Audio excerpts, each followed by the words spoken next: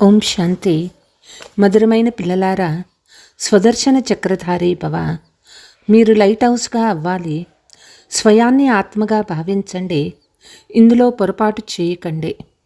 ప్రశ్న: మీరు అందరికన్నా అద్భుతమైన విద్యార్థులు. ఎట్లా? జవాబు: గృహస్థ వ్యవహారంలో ఉన్నారు. శరీరం కోసం 8 గంటలు కర్మ చేస్తారు. జతలో భవిష్య 21 జన్మల కొరకు 8 గంటలు తండ్రి సమానంగా తయారు చేసే సేవ చేస్తారు. అన్నీ చేస్తూ తండ్రి మరియు ఇంటిని స్మృతి చేస్తారు. ఇదే మీ అద్భుతమైన విద్యార్థి జీవితము. జ్ఞానము చాలా సహజము. కేవలం పావనంగా అయ్యేందుకే కష్టపడతారు. ఓం శాంతి. తండ్రి పిల్లలను నెంబర్ వారు పురుషార్థానుసారం అడుగుతారు. మూలవతనం కూడా తప్పకుండా నెంబర్ వారుగా గుర్తొస్తూ ఉండవచ్చు. పిల్లలు మీకు తప్పకుండా ఇది కూడా గుర్తొస్తూ ఉండవచ్చు. మొదట శాంతిధామంలో ఉండేవాళ్ళము, తర్వాత సుఖధామంలో వస్తాము. ఈ విధంగా లోపల తప్పకుండా భావిస్తూ ఉండవచ్చు. మూలవతనం నుండి ప్రారంభమయ్యి ఈ సృష్టి చక్రం ఏ విధంగా తిరుగుతుందో బుద్ధిలో ఉన్నది. ఈ సమయంలో మనం బ్రాహ్మణులం అయినాము. తర్వాత దేవత, క్షత్రియ, వైశ్య, శూద్రులుగా అవుతాము. ఈ విధంగా ఈ చక్రం బుద్ధిలో తిరుగుతూ ఉండాలి కదా. పిల్లల బుద్ధిలో జ్ఞానమంతా ఉంది. తండ్రి అర్థం చేయిస్తూ ఉన్నారు. ఇంతకుముందు మీకు తెలియదు, ఇప్పుడు మీరు తెలుసుకున్నారు. రోజు రోజుకు బ్రాహ్మణులు వృద్ధి అవుతూ ఉంటారు. చాలామందికి నేర్పిస్తూ ఉంటారు. తప్పకుండా మీరే ముందు స్వదర్శన చక్రధారులుగా అవుతారు. ఇక్కడ మీరు కూర్చొని ఉన్నారు. బుద్ధి ద్వారా వారు మన తండ్రి అని మీకు తెలుసు. వాళ్ళే మనకి నేర్పించే సుప్రీం టీచర్. మనం 84 జన్మల చక్రంలో ఎలా తిరుగుతామో వాళ్ళే మనకి అర్థం చేయించారు. బుద్ధిలో తప్పకుండా స్మృతి ఉంటుంది కదా. దీనిని బుద్ధిలో ప్రతి క్షణము గుర్తు చేసుకోవాలి. ఈ పాఠం అంత పెద్దదేమీ కాదు, సెకండ్లోని పాఠమే.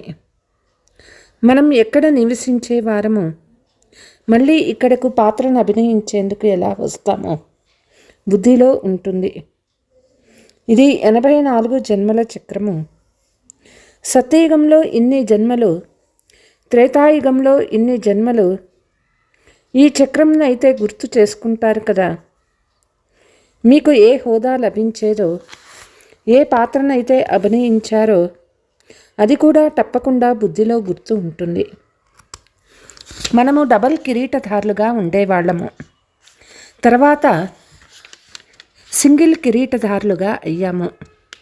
ఆ తర్వాత మళ్ళీ పూర్తి రాజ్యమే వెళ్ళిపోయింది. తమో ప్రధానం అయిపోయినాము. ఈ చక్రం అయితే తిరగాలి కదా. అయితే స్వదర్శన చక్రధారులే పేరు ఉంచారు. ఆత్మకు జ్ఞానం లభించింది. ఆత్మకు దర్శనం అయ్యింది. మనం ఇలా చక్రం తిరుగుతామని ఆత్మకి తెలుసు. ఇప్పుడు మళ్ళీ ఇంటికి తిరిగి వెళ్ళాలి. నన్ను స్మృతి చేసినట్లయితే ఇంటికి చేరుకుంటారని తండ్రి చెప్పారు. ఈ సమయంలో మీరు ఆ స్థితిలో కూర్చుండిపోతారని కాదు, బయట విషయాలు ఎక్కువగా బుద్ధిలోకి వస్తాయి. ఎవరికి ఏం గుర్తున్నాయో, ఎవరికి ఏం గుర్తొస్తున్నాయో ఇక్కడ ఇతర అన్ని విషయాలను వదిలి ఒక్కరినే స్మృతి చెయ్యండి అని తండ్రి చెప్తారు. శ్రీమతం లభిస్తుంది. దాని అనుసారం నడుచుకోవాలి. స్వదర్శన చక్రధారిగా అయ్యి మీరు చివరి వరకు పురుషార్థం చేయాలి. మొదట ఏమీ గుర్తుండేది కాదు. ఇప్పుడు తండ్రి తెలుపుతూ ఉన్నారు, వారిని స్మృతి చేయడం ద్వారా సర్వస్వము అందులోనే వచ్చేస్తాయి. రచయిత రచనాల ఆది మధ్యాంతాల రహస్యమంతా బుద్ధిలోకి వచ్చేస్తుంది. ఇక్కడ పాఠం లభిస్తుంది. వారికైతే ఇంటిలో కూడా గుర్తు చేసుకోగలరు. ఇది బుద్ధి ద్వారా అర్థం చేసుకోవలసిన విషయము. మీరు అద్భుతమైన విద్యార్థులు. 8 గంటలు విశ్రాంతి కూడా తీసుకోండి. 8 గంటలు శరీర నిర్వాహార్థము పనులు కూడా భలే చేయండి. తండ్రి తెలియచేశారు, ఆ వ్యాపారాలు మొదలైనవి కూడా చేయాలి. జతలో తమ సమానంగా తయారు చేయమని తండ్రి ఏ వ్యాపారాన్నైతే ఇచ్చారో ఇది కూడా శరీర నిర్వహణమే కదా. అది అల్పకాలం కొరకు, ఇది 21 జన్మల శరీర నిర్వహణ కొరకు. మీరు ఏ పాత్రను అభినయిస్తారో అందులో గొప్ప మహత్వం ఉన్నది. ఎవరు ఎంతగా శ్రమ చేస్తారో భక్తిలో వారికి అంత పూజ జరుగుతుంది. ఇదంతా పిల్లలు మీరే ధారణ చేయాలి. పిల్లలు మీరు పాత్రధారులు. బాబా అయితే కేవలం జ్ఞానాన్నిచ్చే పాత్రను అభినయిస్తారు. శరీర నిర్వహణార్థము కొరకు పురుషార్థం మీరు చేస్తారు.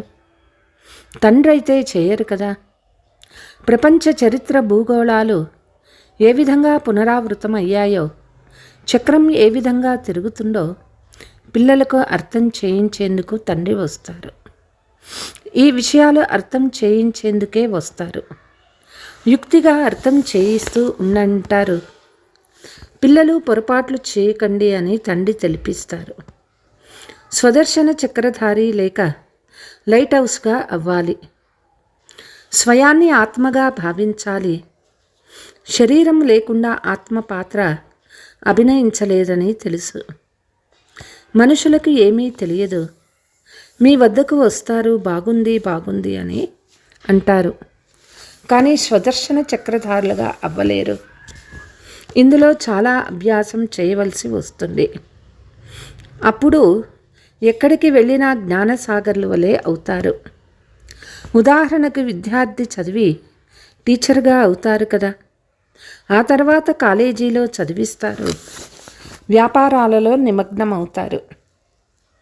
మీ వ్యాపారమే టీచర్గా అవ్వడం, అందరినీ స్వదర్శన చక్రధారులుగా తయారు చేయడం.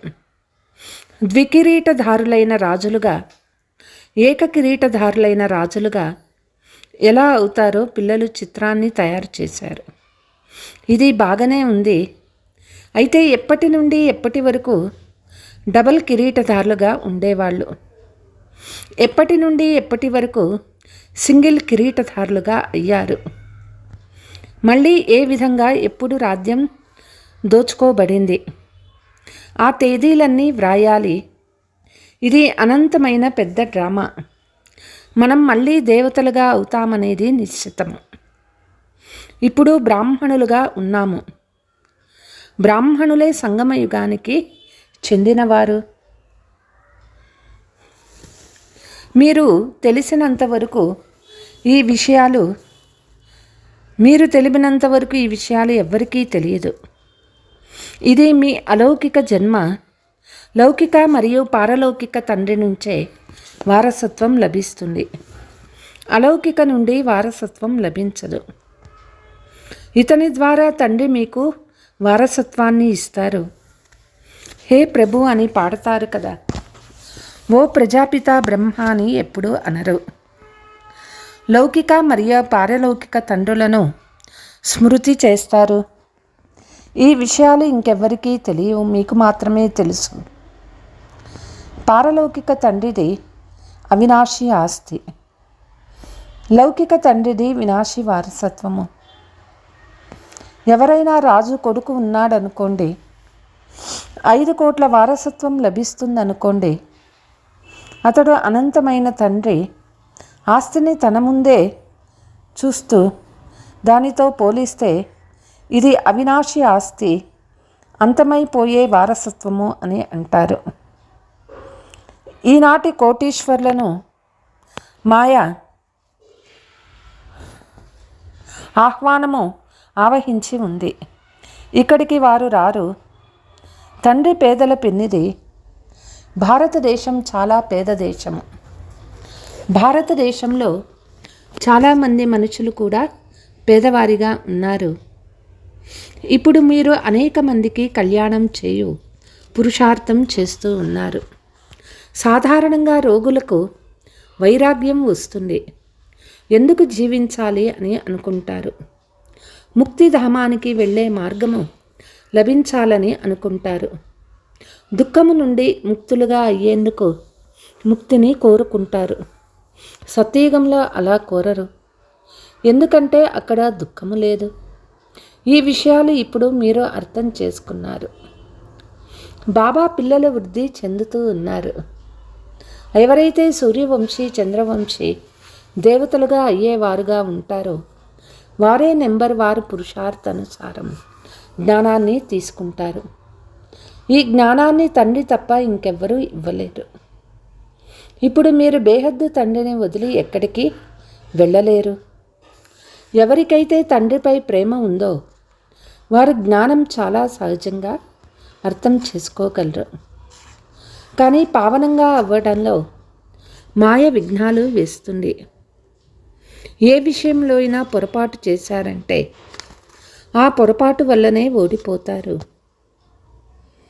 బాక్సింగ్ యుద్ధంతో పోల్చడం కరెక్ట్. బాక్సింగ్లో మరొకరిపై విజయం పొందుతారు. మాయ మిమ్మల్ని ఓడిస్తుందని పిల్లలకి తెలుసు. మధురమైన పిల్లలు స్వయాన్ని ఆత్మగా భావించమని తండ్రి చెప్తారు. ఇందులో శ్రమ ఉంటుందని తండ్రి స్వయంగా చెప్తూ ఉన్నారు. తండ్రి చాలా సహజమైన యుక్తిని తెలియచేస్తూ ఉన్నారు. మనం ఆత్మలము. ఒక శరీరం వదిలి మరొక శరీరాన్ని తీసుకుంటాము. పాత్రను అభినయిస్తాము. మనం బేహద్దు తండ్రి పిల్లలము. బాగా పక్కా చేసుకోవాలి. మాయ వీరి బుద్ధి యోగాన్ని తెంచివేస్తుందని బాబా ఫీల్ చేస్తారు. నెంబర్ వారుగా అయితే ఉండనే ఉన్నారు. ఈ లెక్కతోనే రాజధాని తయారవుతుంది. అందరూ ఏకరసంగా ఉన్నట్లయితే రాజ్యము స్థాపన అవ్వదు. రాజా రాణి ప్రజా షావుకార్లు అందరూ తయారవ్వాలి. ఈ విషయాలు మీకు తప్ప ఇంకెవ్వరికీ తెలియదు. మనము మన రాజధానిని స్థాపన చేస్తూ ఉన్నాము. ఈ విషయాలు మీలో కూడా అనన్యమైన పిల్లలకే గుర్తుంటాయి. ఈ విషయాలను ఎప్పుడూ మర్చిపోరాదు. కానీ తాము మర్చిపోతున్నామని పిల్లలకి తెలుసు. అలా కానిచో విశ్వానికి యజమానులుగా తయారవుతున్నామని చాలా సంతోషం ఉండాలి. కేవలం చెప్పటం ద్వారా అవ్వరు. పురుషార్థం ద్వారానే అలా తయారవుతారు.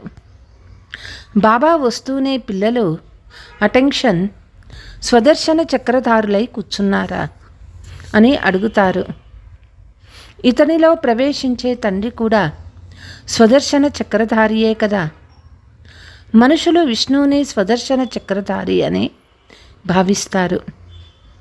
విష్ణు అంటే లక్ష్మీనారాయణ వారికి తెలియదు.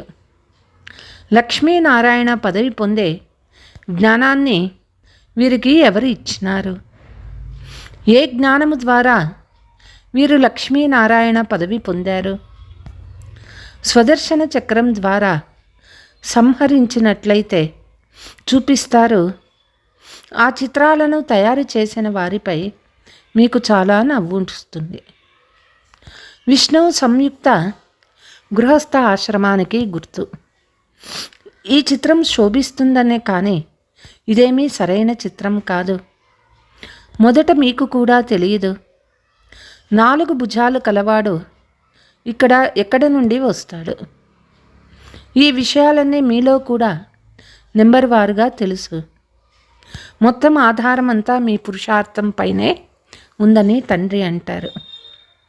తండ్రి స్మృతి ద్వారానే పాపం తెగిపోతుంది. అన్నిటికంటే ఎక్కువగా ఈ పురుషార్థమే నడవాలి. తండ్రి సమయం ఇచ్చారు, గృహస్థ వ్యవహారంలో కూడా ఉండాలి. అలా కానిచో పిల్లలను మొదలైన వారు ఎవరు సంపాలన చేస్తారు? అవన్నీ చేస్తూ కూడా అభ్యాసం చేయాలి. ఇంతకు మించి ఇంకే విషయమూ లేదు. అకాసురుడు, బకాసురుడు మొదలైన వారిని స్వదర్శన చక్రంతో కృష్ణుడు సంహరించినట్లు చూపించారు. చక్రం మొదలైన వాటి విషయాలే లేవని ఇప్పుడు మీరు తెలుసుకున్నారు. ఎంత వ్యత్యాసం ఉంది! ఈ విషయాలను తండ్రి అర్థం చేయిస్తారు. మనుషులు మనుషులకి అర్థం చేయించలేరు. మనుషులు మనుషులకి సద్గతి ఇవ్వలేరు. రచయిత, రచన, ఆది మధ్యాంత రహస్యాన్ని అర్థం ఎవ్వరూ చేయించరు. స్వదర్శన చక్రం అర్థం ఏమిటి? అది తండ్రి అర్థం చేయిస్తూ ఉన్నారు. శాస్త్రాలలో కథలను ఎలా తయారు చేశారంటే ఇక అడగనే అడగద్దు. కృష్ణుడు కూడా హింసకునిగా చేశారు. ఇందులో ఏకాంతంగా విచార్ సాగరమత్రం చేయవలసి ఉంటుంది. రాత్రి పహారా చేయు పిల్లలకు చాలా సమయం లభిస్తుంది. వారు స్మృతి చేయవచ్చు.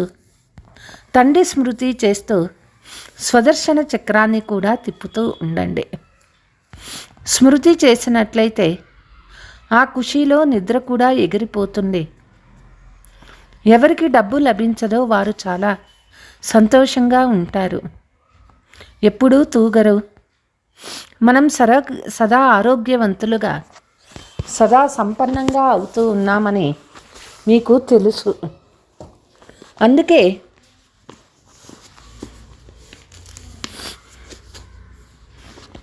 బుద్ధివంతులు, బాగా చదువుకున్నవారు, మంచి వ్యక్తులుగా ఉండి అర్థం చేయించేవారు ఒకవేళ కళావిహీనులుగా ఉన్నట్లయితే తండ్రి గమనించి వారిలో ప్రవేశించి వారిని పైకి ఎత్తగలుగుతారు.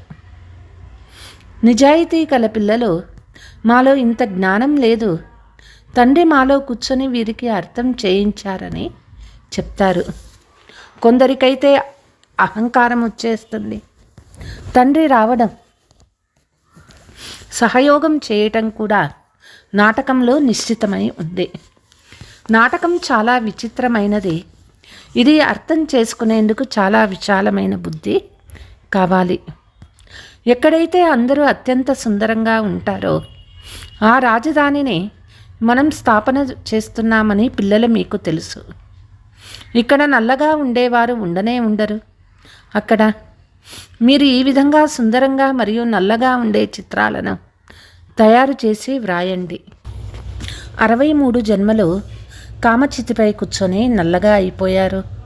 ఆత్మయే ఇలా తయారయ్యింది కదా.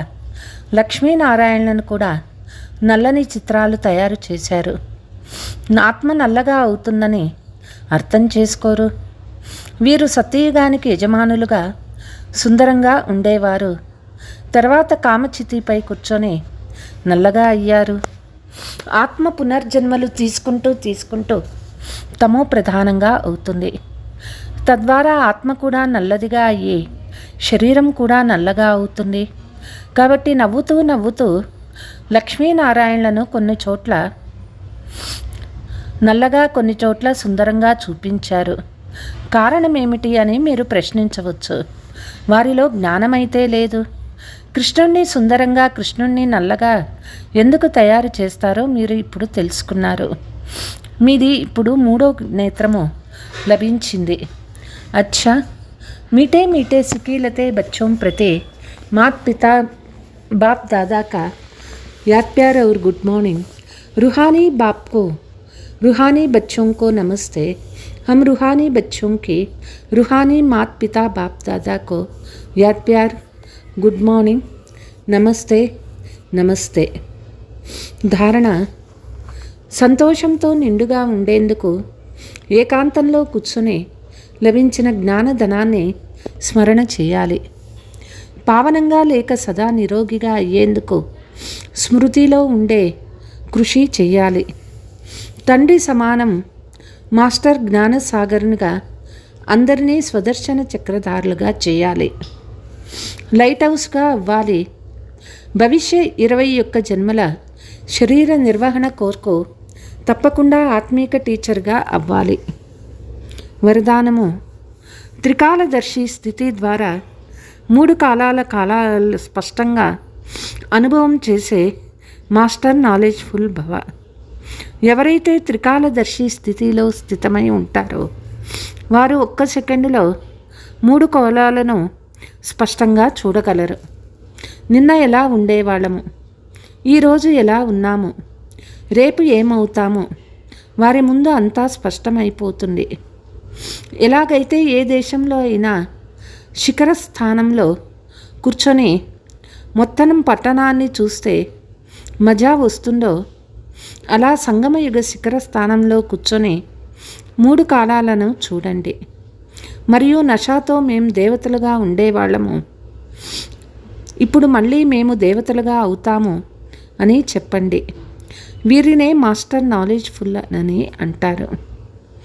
స్లోగన్: ప్రతి గడియ అంతిమ గడియ అనే స్మృతి ద్వారా ఎవరు రెడీగా అవ్వండి. అచ్చా. ఓం శాంతి.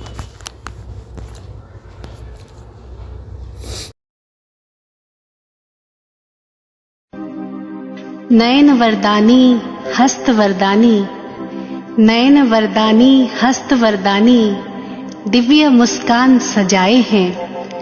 ममता की मूरत है, स्नेह की सूरत है, पल भर में सबको अपना बनाए हैं, पल भर में सबको अपना बनाए हैं। तेरे साथ हमने ईश्वर का साथ चख लिया, तेरे साथ हमने ईश्वर का साथ चख लिया। तुम्हें नहीं दी विदाई हमने, अपने दिल में ही रख लिया, अपने दिल में ही रख लिया।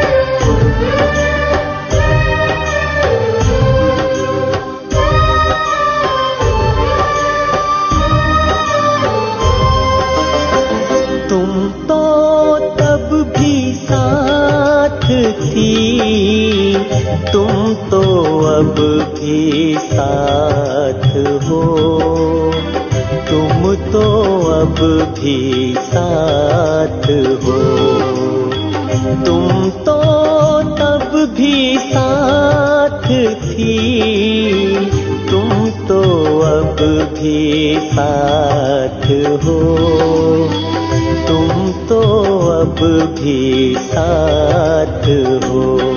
प्रकाश स्तंभ बन के दादी, प्रकाश स्तंभ बन के दादी, दे रही प्रकाश हो।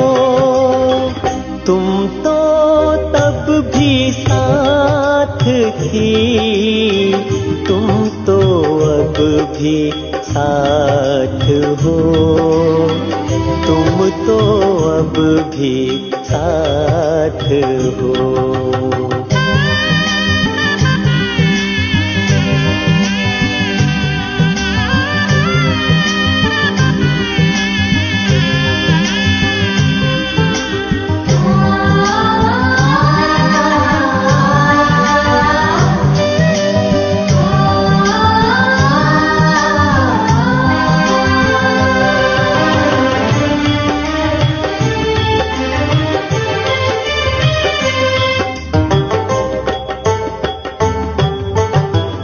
देवी हो देती रहोगी, माँ माँ तू पालना। देवी हो देती रहोगी, माँ माँ तू पालना। है यकीन जहाँ रहोगी, दोगी वैसी भासना। दूर से भी दे रही, हमको तुम सताश हो। तुम तो तब भी साथ थी, तुम तो अब भी साथ हो। तुम तो अब भी साथ हो।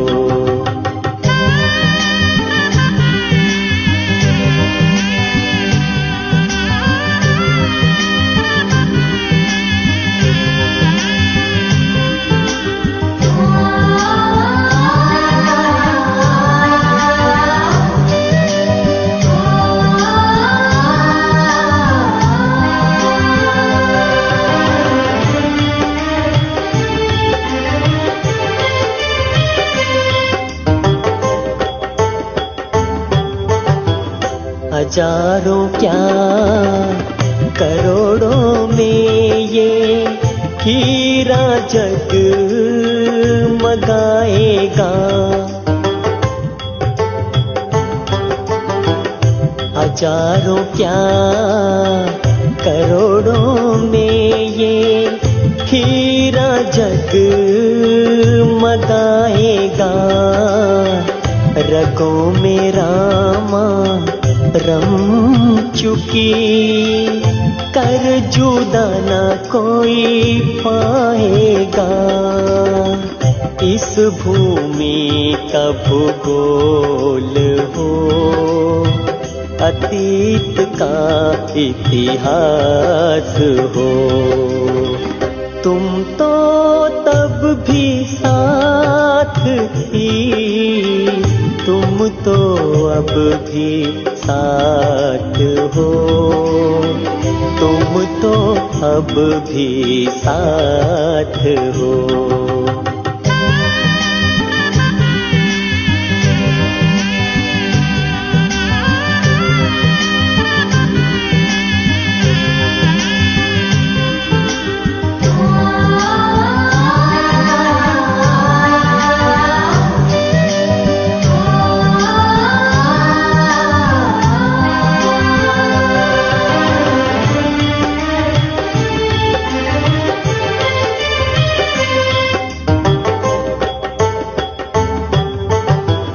आपका ये संसार दादी आपको याद कर रहा।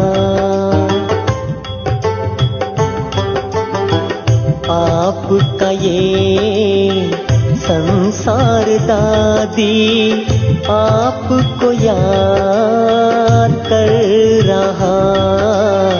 स्नेह संकल्प श्रद्धा के अर्पित सुमन है कर रहा। सदा अमर प्रकाशमणि तू पास थी, तू पास हो। तुम तो तब भी साथ थी, तुम तो अब भी साथ हो। तुम तो अब भी साथ हो। प्रकाश स्तंभ बन के दादी, प्रकाश स्तंभ बन के दादी तेरा ही प्रकाश हो। तुम तो तब भी साथ थी, तुम तो अब भी साथ हो। तुम तो अब भी साथ हो। तुम तो तब भी साथ थी, तुम तो अब भी साथ हो। तुम तो अब भी साथ